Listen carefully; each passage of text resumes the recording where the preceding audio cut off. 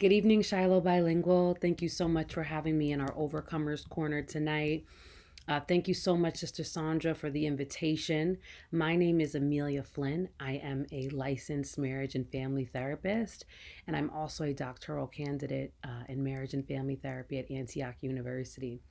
Tonight, I'm with you to share about relationships. And specifically in our Overcomers Corner tonight, we want to talk about communication in relationships.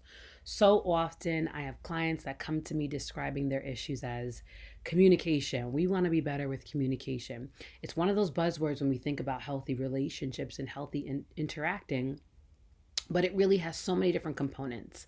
Tonight, I want us to look at healthy communication practices, how we can be healthy communicators. And this is across the board in our friendships, in our work relationships, in our church relationships, and certainly in our romantic relationships with our spouses.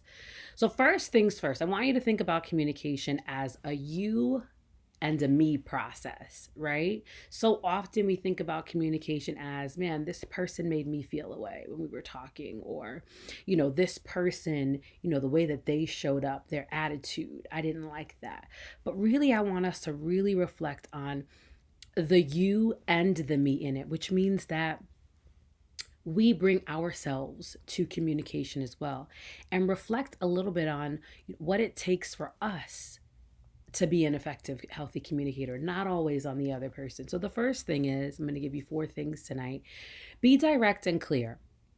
A lot of times when we communicate, we use overgeneralizations like you always this or you never this. And those tend not to be as helpful because they often mischaracterize the other person. So we want to avoid any language that is mischaracterizing of the other person, but also that is vague about our boundaries.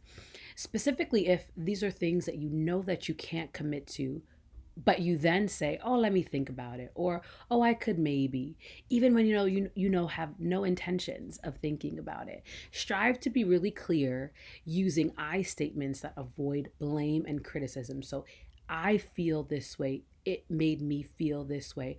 I want to show up in communication like this. So the first one is be direct and clear. Secondly, pay attention to your nonverbal communication.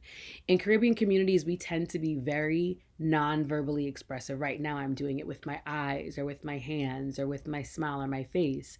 We express ourselves in so many other ways other than the words that are coming out of our mouths, and those have just as much of an impact as the words. So when you're having conversation, be aware of how you come across.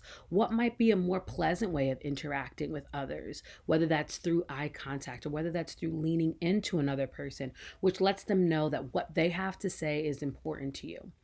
Number three, active listening. You may have heard this before because it's so important when we talk about communication. When it's your turn to be the listener in a conversation, there's a listener and a speaker, right? Remember, it's that two-way process. When it's your turn to be that listener, it's important to listen, to hear, and not to respond. So often when someone is speaking to us, especially during conflict, we are preoccupied with how to prove our point, or sometimes we even daydream and get off track in our thoughts, or sometimes we're listening with a particular goal that we have established in mind, and we're judging what that other person's saying. So we're putting emotions onto what that person may be saying that isn't their intent for us. Some important ways that we can actively listen is, again, in our nonverbal attention, as I mentioned before, paying attention to the person that is speaking, really tuning into them without judgment, and being able to tolerate moments of silence, not feeling like we always have to fill the space.